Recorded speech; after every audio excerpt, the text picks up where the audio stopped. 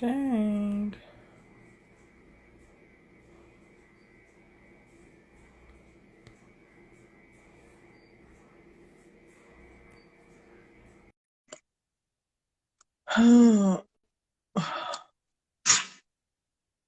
So,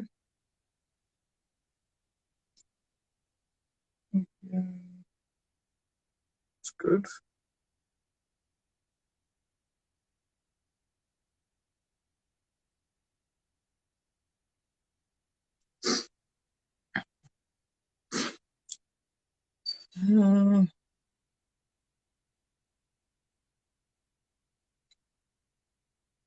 Just waiting on someone to join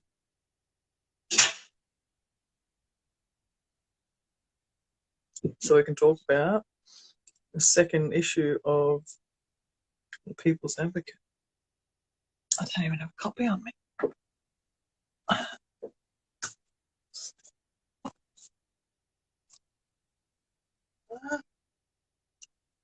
This is a lot of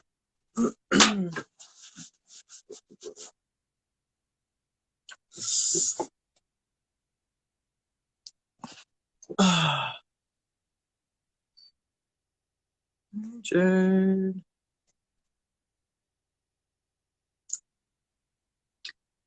This is a lot easier than doing it the Zoom way. Hey. How you going? Good. Good.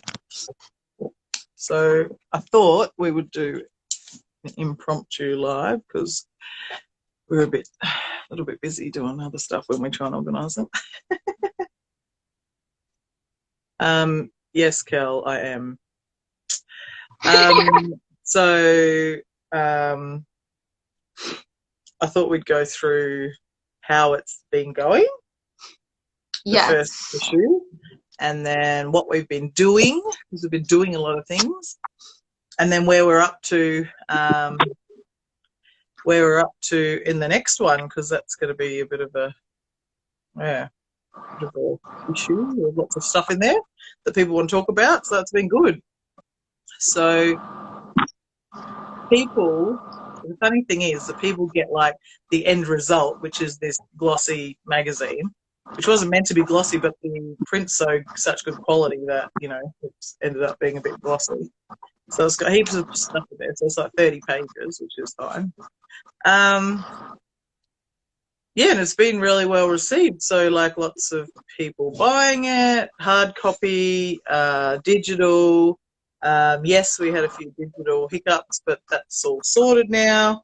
Had heaps of people want to get it posted to them, so I sent out like 100 and something last week, which was good.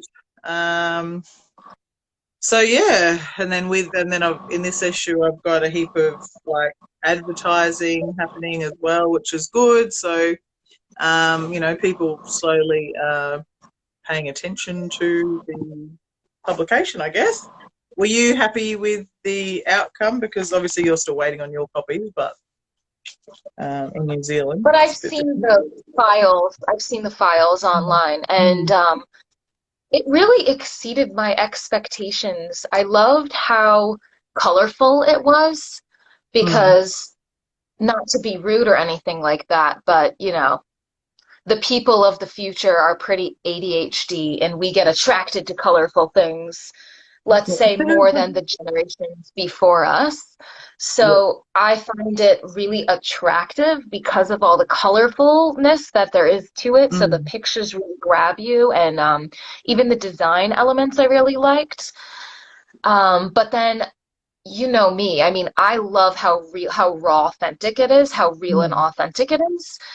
So when you're reading it, you feel like you're actually reading something from a person. You don't feel like you're reading something like, oh, I'm reading Vogue magazine. It doesn't feel very realistic. It feels kind of more, if you're reading Vogue magazine, let's say, or even like Time magazine. Mhm. It feels really corporate and it feels really formal. Whereas when you're reading The People's Advocate, you feel a genuine heart-to-heart connection. That's what I love about it. It's very real. It feels personal. It feels like you're talking to the person, you obviously, who wrote it in an actual genuine way, heart to heart. So I'm a big fan of that aspect. And I feel like everybody who picks it up and reads it has that ability as well to feel like they're genuinely communicating with someone. So Yeah. I love And I that. think that was like the key for me, is that it's to be real, it's to be from the people for the people. Like, it's not about the corporate view down, because they have plenty of avenues, right? So it's more about the grassroots level upward, and hopefully people through this, which, I think that it will band people together to have their say and to give their point of view, because at the end of the day, hey Cassie, end of the day, people have, thoughts, feelings, what they think. And I think that that's gone are the times where they're just suffocated and not being able to speak, as well as obviously marketing a place here. Like, we talk about locals in this magazine quite a lot, and, being from here, it's important for me that this place is obviously marketed in a light, like all the things you can do here, whether it's fishing, camping, scenic flights, living, weather, whatever. I think it's best coming from the people, because we live here, we invest in the town, and in return, the town and the people, like the Indigenous people that are originally here, support us. So yeah, I just wanted to highlight that, and I'll continue to highlight that, because we've got people that try and do the jobs here that I don't even know. I got no idea. So yeah, so I'm just trying to obviously showcase the place that I love living in and all the great things about it, but also addressing some of the stuff that needs to be addressed as well, which That was another big thing. It's like you're not afraid, you're bold. And so you're not afraid to speak out on behalf of the things that do need to be addressed. Whereas some people like to push, what's it called? They push it under the rug, or they brush it under the rug, yeah. sweep it under the rug. Yeah, like you don't do that. And that has to take place in order for change to occur in our community. Because if there isn't someone that's willing to speak up and be real about it, then everything just gets swept under the rug. And then over time, think about how much dirt is just under the rug that's not being addressed. And the rug is the land. The Yeah. rug is the land. The rug affects us, because we are the ones living there. We're the ones having their children there, raising the families there. So it's better to keep everything clean in a deeper way and not have it being swept under the rug. So it's a really valuable resource, the People's Advocate. And even if it brings up emotions in people, that's just proof that they're connecting with it. Yeah, well, that's the thing. Like, we really tried hard to, me and my personalities, tried to make it really diverse and appeal to everyone, and be an inclusive publication, because for the people, because it, a lot of people in this community get left out of things. Like, it's so segmented. Yes, we're a community, but people in corporate positions and positions of power continue to, just organise things and don't tell anyone, or try and organise things over the top of other small community, events that are happening. And they just, in doing that, they just, sort of push people's heads underwater further, especially in the light of COVID. We all need to support and band together. But there's a lack of that in this community, and hopefully, in 6 or 7 issues time, people come together a bit more than what they are. But I mean, I've had a great response from the first one. Just the first issue.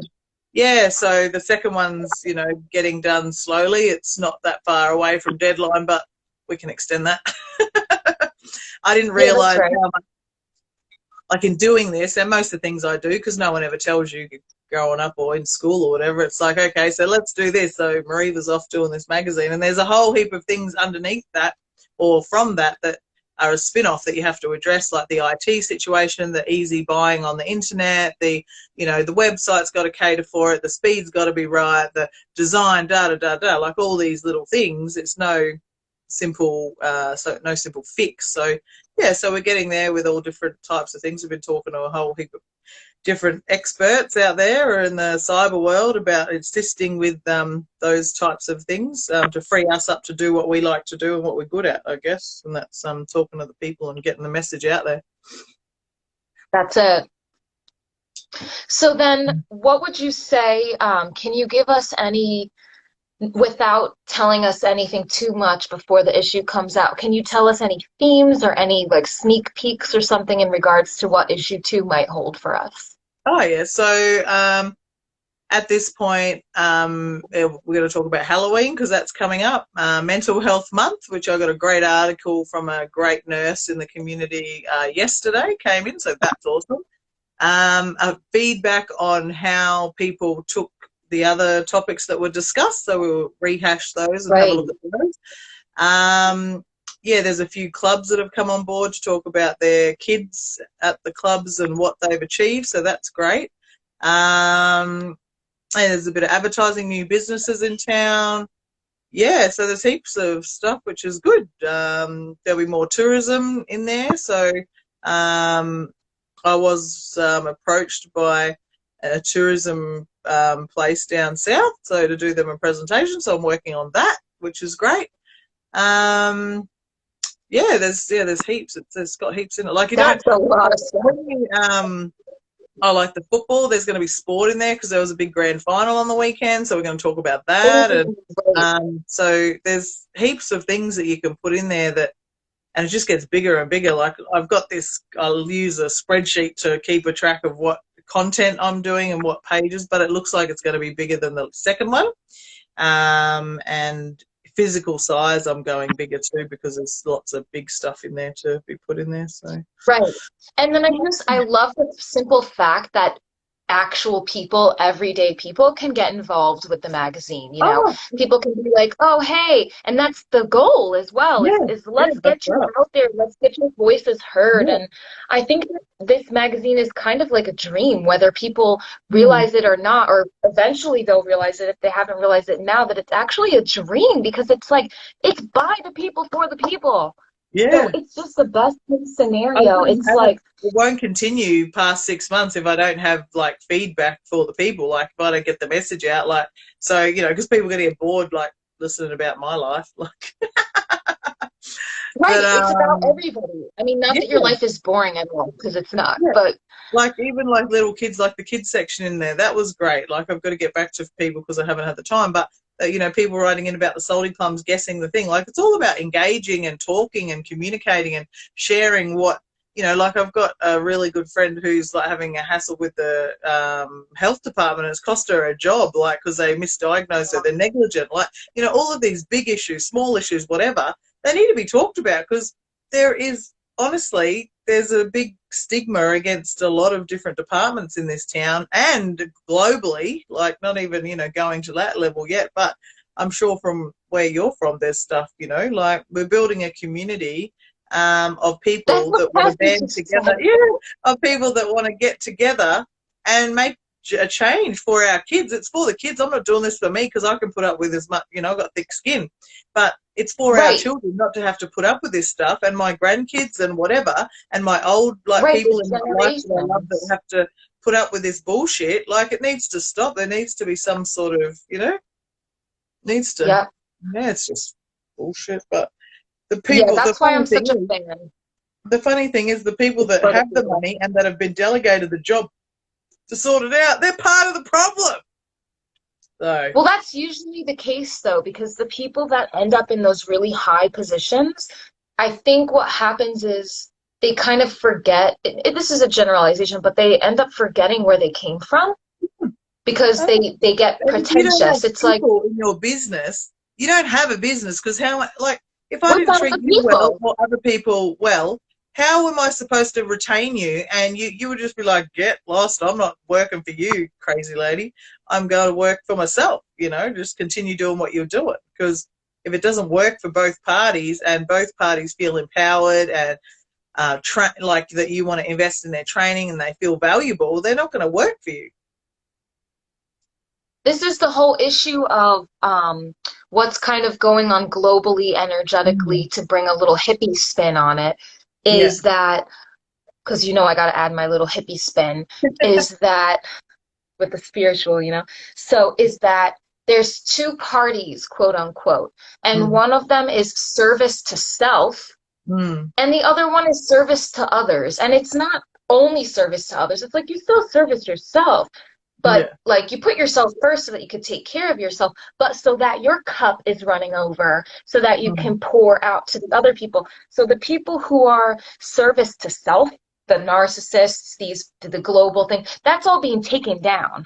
That's why there's all kind of major things happening, even in the news all over the world at this point, but that's what this magazine is. It's taking that out of the equation, and it's boosting up the service to others. We are all one. We are all here to help each other.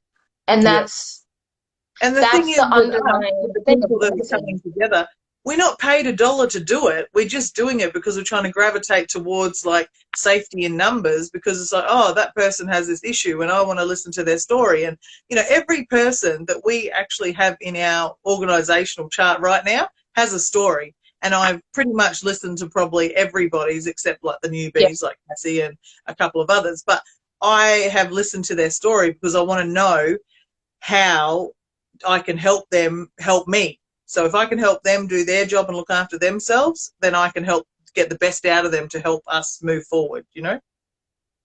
Yeah, that's exactly right. It's a chain reaction, because if we want to help them get their self out there, then they get boosted up. And then as they get boosted up, their cup is running over. And then if we're ever in need, guess who's got the extra juju, the extra juice, the extra love to give, support to give, whatever it is. And then it's just a chain reaction, like we're building each other up. We're all just building each other up. And that's what a real community is. It's not only taking care of each other when we want. It's taking care of each other when we need, or when the other person needs, and thinking about the bigger picture. And that's what I love about this magazine, because it's taking things from a small scale, a personal scale, individual scale, but the theme behind it is so universal, and it will only just grow and grow. With these are just the little mail drop cards that I've got, but with this, like, I've got, you know, obviously my daughter, this kid, where they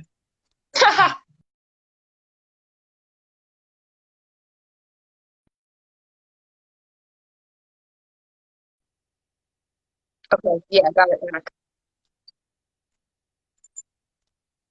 I put Latrice on the front because she'd done an amazing thing. She did a piece of art and she won an award, so I put her on the front.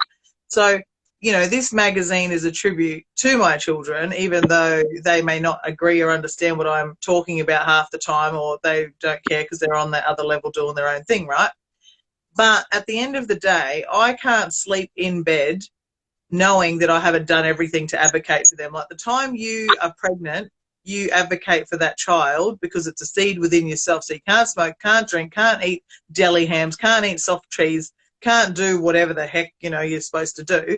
And for me, like, when somebody, like with the stuff that's going on with Kobe, my other little seed, I take that personally. Like, when someone tries to pimp out my kid or use my child to their advantage to benefit themselves or their back pocket, and they don't tell me about it, well, then they're just asking for trouble. So for me, it's all about, you got to be a parent till the, like, you know, the lights are turned off and you're gone to another place. Like, there's just nobody else that will parent, because sometimes, you know, in my particular situation, there is no other parent to rely on. It's just myself. So it's like, they're your responsibility, and I want to be accountable for the things that surround my children.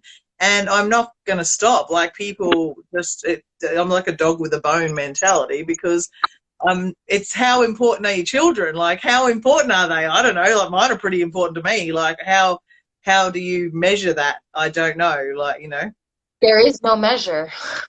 There isn't. So yeah, so I just take my responsibilities seriously around advocating for children for one. That was my first job as a young mum, and now for other people and other people's children that may not have, the parents may not have the ability to advocate, or they might not know, or you know, they've been like, what do you call it, put the tape over their mouth for that long that people won't listen to them. So I want to be the platform that they can say what's been happening. And but that's what you've created, and that's so amazing. I love it. Not only that, it's to be solution focused, to go, okay, well, I've found 6 other parents. Like now, from this Kobe thing, it's nearly 2 years old. I found 20 other parents. So now we're all talking. So can you imagine what's going to happen there? Like, it didn't happen overnight, but it will happen if you push it in the right direction. Yeah, that's exactly it. Instead of just talking the talk, you're talking the talk, you're getting it out there, but you're walking the walk. I mean, this magazine is not about just talking the talk. This magazine is legit walking the walk. So I love that you mentioned that, because it is solution based. It's like, even just having the magazine itself is offering a solution, because it is allowing people to take that tape over their mouth and speak up. And like you said, there's power in numbers. So the more people that speak up, let's say we've got 1,000 people that all come in on the same topic, these bigger corporate, I gotta sneeze. Will listen to you more when you've got the 1,000 or the 300 instead of just the one case that they can just brush under the rug. If you can just, over time, like over 2 years, this thing has been happening to me. Like, but over 40 years, I've got a lot of friends in a lot of high places. Like, I don't need to do much to go, hey, can you help me out with this? And can you help me out with that? Like we were talking about before, superpowers, like you and I were having a private chat, is that mine is connecting the dots. And when I call in a favor, I call in a favor. Like, it's not little, you know. So once I get to that point, I'm going to be sending those boxes we're talking about with USBs and things and letters to say, hey, this is what's going, this is what I can offer you, but this is what's going on with me, and I need some help, you know. So yeah, so this time next year should look very interesting. So different, I'm sure. It'll be we're starting to have fun now. That's the beauty of it all. Like, you know, we're starting to have fun with it now, because we've tipped the scale. That's where I feel I've tipped the scale. So it took a little while, like 18 months or so, but it's tipping the scale, and I'm pretty amped to see where it all goes. Me too. I'm in it to win it. Me too.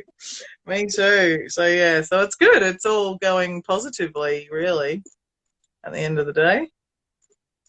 Yeah, and you know, some people are shy at first as well. So some people that are used to having the mouth covered, or used to having to be a certain way, or whatever it is, you know, a couple issues in, it's all a chain reaction. So when they start to see other people pitch in, oh, hey, he got in the magazine, he spoke his truth blatantly, which was brave. Then the other people see that he did that, and then she does that, and then they do that, and then it just builds and builds, and then the people come together with a unified voice. People are sheep, like I say. I hate to say it, but like, they're like, oh, look at this lady, like, look at this. She's saying all this stuff, and I sort of agree, but I don't want to sit in because I've got to talk to the person that I really want to complain about. I've got to sit next to them at work, or I've got to talk to them in the gym, or I've got to see them at my husband's blah, blah. You know, they're all so scared of stuff, and I'm just like, man, I walk around here with no friends whatsoever. And I don't. Heart on your sleeve. Yeah. It's like, this is great. Life feels light, and you know, I can do what I want because I don't have people annoying me. Yeah, that's right. And then that's the thing with the sheep. It's like when one person finds a little flower patch and starts nibbling at those flowers, and then he goes, and then the other one comes on over, and the next thing you know, you got the whole thing coming on over with those flower patch, and that flower patch is the people's advocate getting their voices out. So it's chain reaction. Little lambs, and they come over because they're the kids, because they're like, oh yeah, that lady had a competition. Oh, we want to go in that. And once you got the kids, you got the parents. So that's what happens, and it's just it's actually like a bit of a what do you call, a domino effect in a way. But the kids were already like, hey, mom and dad, and the parents are probably like, oh my god, stop talking about that lady. Oh my god, no. But it's all funny. I find it funny.